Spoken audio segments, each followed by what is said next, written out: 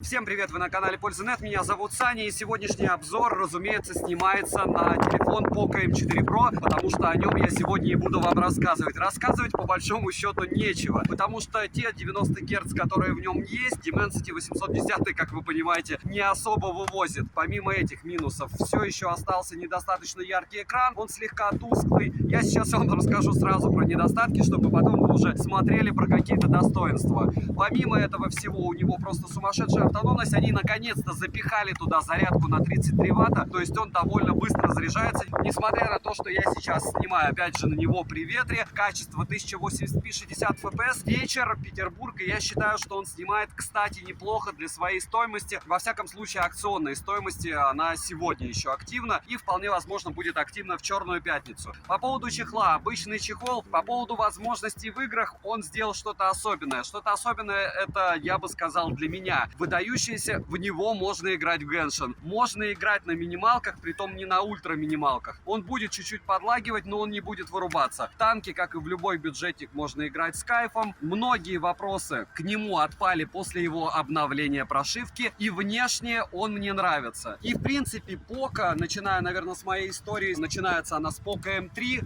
вот этого вот аппарата, потом Poco M3 Pro, который вот этот, и помимо этого недавно, относительно недавно был Poco F3 с ужасным датчиком приближения и Poco F3 GT. У меня есть еще Poco X3 и X3 Pro, но нет смысла мне вот такую вот стопку вам показывать, на стримах я вам показывал. Почему все-таки, несмотря на мою критику, эти аппараты в моих руках, и я их не перепродал, допустим? Потому что Poco, несмотря на все недостатки, которые я даже проговариваю в начале, в конце, в середине, несмотря на то, что они пытаются дистанцироваться от Xiaomi, хотя это тот же MIUI, может быть, они сделают эту прошивку свою новую. Poco делает хорошо и дешево. В каком-то смысле они являются, по мне, лидерами сегмента до $200. То есть, если мы будем выбирать из тех же BBK, окей, мы можем побежать купить Narza 50-ю серию, 30-ю серию, мы можем купить Realme 8i и все подобное. Но там очень большая проблема лично для меня по камерам. То есть здесь допустимо хорошая съемка. Допустимо хорошая. Там всегда чуть хуже, чем допустимо хорошая съемка. В BBK-евских аппаратах до $200 лично я не видел никакой суперсъемки никогда, к сожалению. Может быть, вы меня как-то поправите. В целом, напоминаю, что на канале был топ-10 наушников под 11.11, топ-10 часов и топ-10 телефонов. Они актуальны будут и на Черную пятницу. Обязательно смотрите. Обязательно приходите на стримы. Перед Черной пятницей я тоже обязательно вам все расскажу. Этот аппарат однозначно не является Redmi Note 11. Это даже близко не так. У них даже диагональ экрана разная. И хотелось бы особо отметить его плюшки. Плюшка номер один — это мини-джек. Это круто. Логично, что вход Type-C — это круто. Очень круто с его ценой. Очень круто, помимо этого, еще дополнительно это инфракрасный порт. И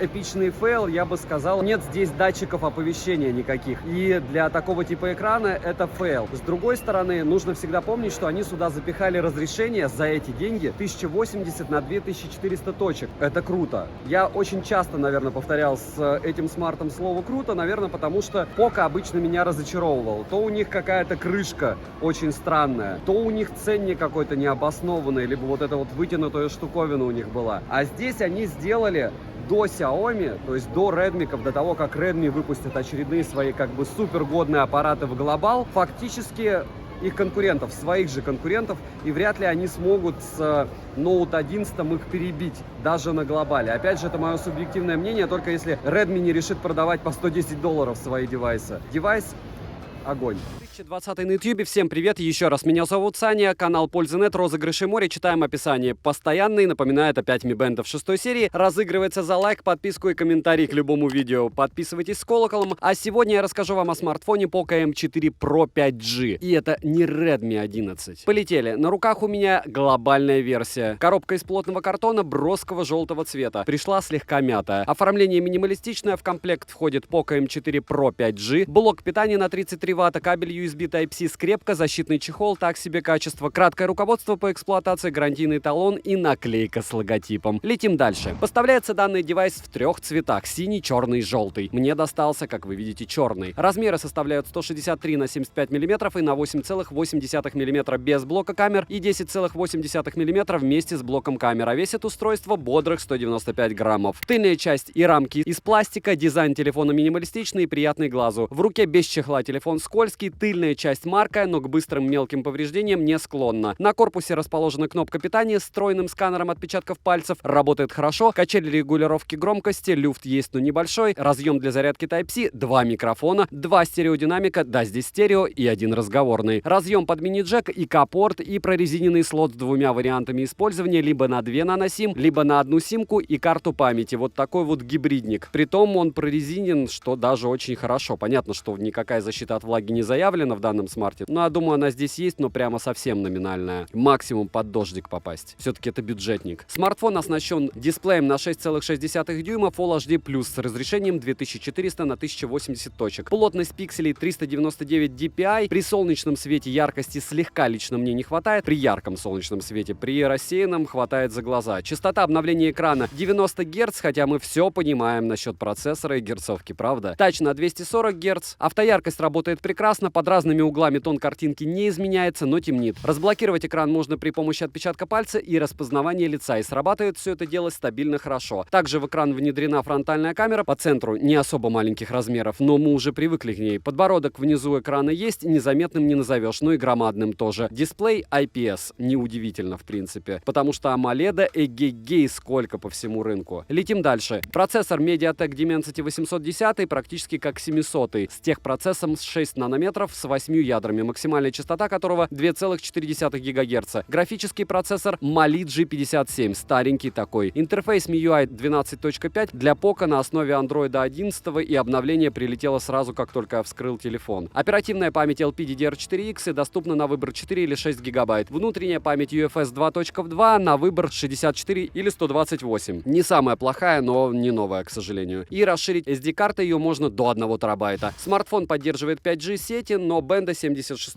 нет, но это в принципе нам вообще не важно. Главное, есть 7 и 20 для 4G. Кто будет из тех, у кого есть возможность использовать 5G, покупать данный смарт? Нет почти в России этой сетки. Сеть мобильную ловит отлично. Вибромотор линейный по оси X, не настраиваемый, не считая настройку уровня тактильной отдачи касаний. Я бы не сказал, что он прям совсем мрачный, но такой средненький для бюджетника. Bluetooth версии 5.1, NFC поддерживает и Google Pay на борту. Из навигации имеется GPS, Galileo, GLONASS и компас. GPS-тест на холодную показал точность до 1 метра в условиях городского парка. Вот он, великий ужасный Dimensity. Это вам не Qualcomm-овский проц у Xiaomi, который до 3 метров показывает. Емкость аккумулятора 5000 мАч. В PC-марке выдал 8 часов 58 минут, а осталось 20%, что очень недурно. И тест я проводил при максимальной яркости и 90 Гц. От родного адаптера питания за 28 минут набегает 60%, он на 33 Вт, напоминаю, а полностью заряжается он с 0 до сотки за 1 час 10 минут. За час игры в Genshin Impact улетает 36% на средних настройках графики 30 FPS при 90 Гц частоты обновления экрана и максимальной яркости. Яркость во время игры не скидывал, не лагал и в целом на средних настройках играть более чем комфортно. Беспроводной зарядки, разумеется, не завезли. Тротлинг-тест проходит по мне отлично, результаты вы видите на экране. В бенчмарке показал в сингл-коре 520, в мультикоре 1573. Antutu отказался проходить и, разумеется, 3D-марк его не принял. Летим дальше. Основной блок камер с тыльной части состоит из 2 камер. Основная на 50 мегапикселей и ультраширик на 8 мегапикселей с углом обзора 119 градусов. Запись видео доступна в максимальном разрешении для основной камеры 1080p 60 fps, фронталка на 16 мегапикселей и максимальное разрешение для съемки у фронталки 1080p 30 fps. Короткие примеры вы сейчас увидите. Poco M4 Pro, ночь, 3 часа ночи, Мурина, и сейчас в движении с одной руки.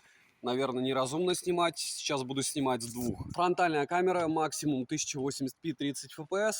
Звук, в принципе, пишет не ужасно, я уже слушал, но вот с картинкой, ну а чего вы хотели?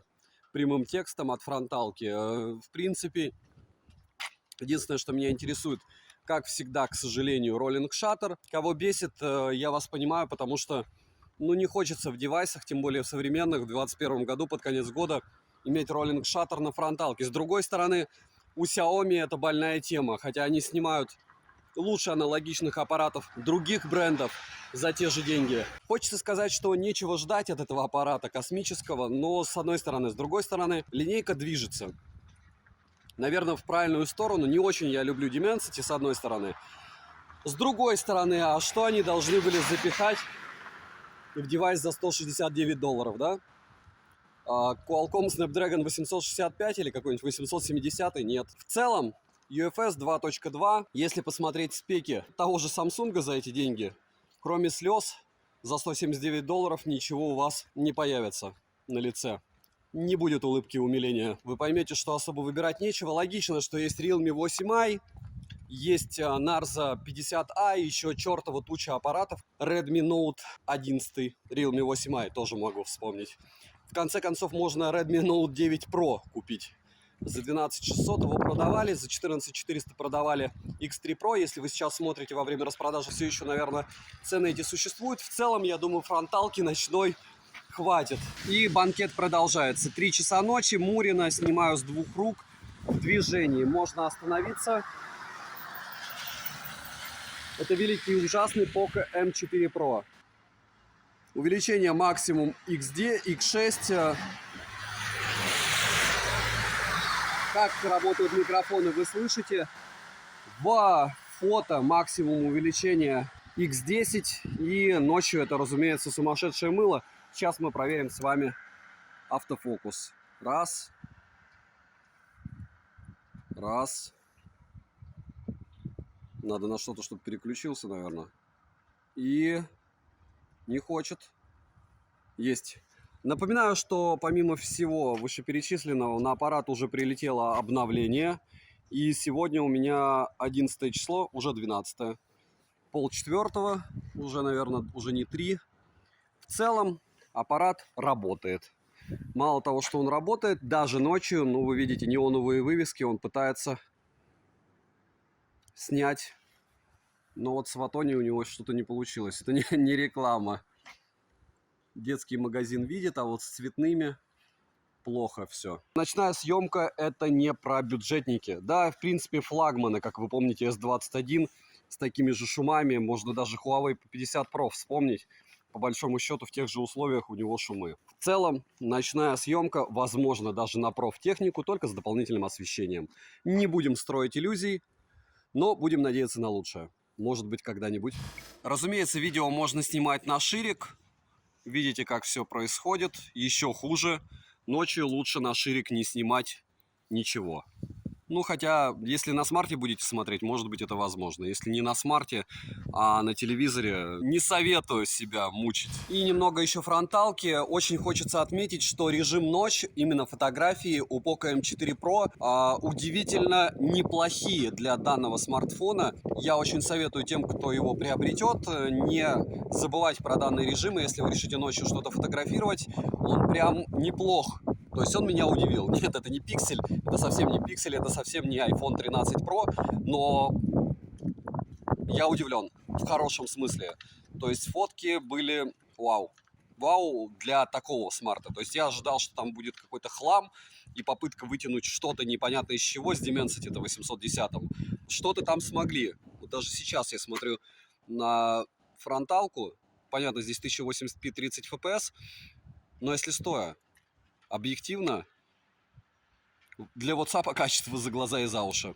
И последнее, то, как фронталочка будет работать в различных условиях обстановки. То есть сейчас я вошел в подъезд. Освещение будет, разумеется, меняться. Оно здесь искусственное. В принципе, весь ролик будет состоять из съемки на улице, а небольшая съемка под съем, скажем так. В помещениях, мне кажется, более чем полезен. Сейчас я буду выходить на улицу, понятно, на балкон, и вы увидите, как будет справляться смарт. В принципе, неплохо так справляется по мне. И теперь пример съемки днем, относительно днем, потому что весь день были тучи. Я ждал, что тучи пройдут, и можно будет благополучным образом попытаться снять в солнечную погоду. Это дело не получилось, но это не критично, потому что в основном именно в таких условиях в Петербурге приходится снимать. Еще раз, 1080p 60 fps, основная камера, делаю X. И мы видим в вечернее время лютые шумы. Если прогуливаться стаб, вы видите, как работает, не феерично. Да, и со всем остальным, в принципе, все одинаково. Нечего от бюджетника хотеть космоса какого-то с одной стороны, с другой стороны снимает более чем потребно. Все различимо. Если не идти, все хорошо. Пауза есть. И пример работы фронтальной камеры Poco M4 Pro вечер, точнее день. Будем считать, что это день. Вот так она работает.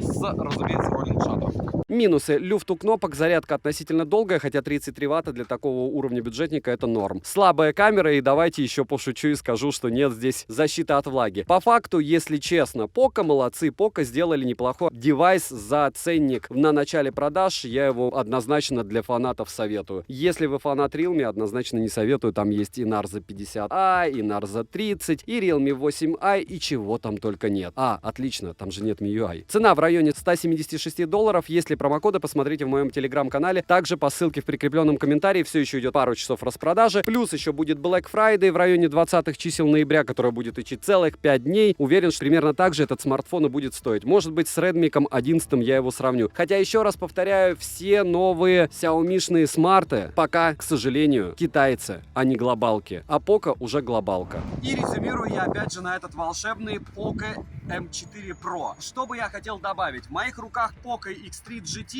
и это один из последних аппаратов, который мне прям очень сильно понравился. У Poco M4 Pro очень много плюсов. Если вы будете брать его по акционной цене, в принципе, цвет, блеск, красота. Да, у него большое количество, в принципе, конкурентов. Но мы всегда должны помнить, что для этого и существует выбор. Сказать, что что-то прям нереально лучше, нет. Сказать, что что-то нереально хуже, нет. Все это примерно одна плоскость. Еще раз повторяю. Realme 8i, линейка Narza, особенно 30-ки. И все это от BBK плюс-минус такой же, как у Poco. У Xiaomi тоже есть подобные аппараты. Можно вспомнить Redmi Note 10. Можно вспомнить Redmi Note 11, который сейчас вышел. Дешево, но там китайские версии аппарата. Здесь у нас 810 Dimensity, который довольно стабилен. То есть, когда я его гонял целый час, внимание, час в стресс-тесте процессора, он начал проседать только через 56 минут. И понятно, что с одной стороны никому это не надо, но с другой стороны 100 головок и 55 минут стабильности, хороший аппарат. Играть можно, снимать можно. Как бабушкин телефон я его не назову, потому что это чуть-чуть лучше, это ближе к среднякам. Нет, это не Poco X3 Pro, лично я бы выбрал, наверное, Poco X3 Pro. Но по внешке, по ощущениям, по тому, как это дело лежит в руке и по продуманности девайса, советую. Подписывайтесь с колоколом, ставьте лайк за труды, обязательно участвуйте в розыгрышах. Ежемесячно 5 Mi Band 6 серии разыгрывается. И напоминаю, что в этом месяце мы еще разыгрываем Pixel 5a, Pixel Buds A. Помимо этого разыгрываем часы. Уже мы набрали достаточное количество лайков для этого. Amazfit GTR 3 Pro и TicWatch 3 Pro. Поэтому жду ваш плюс еще Narza 50a. Добра и удачи вам, дорогие друзья!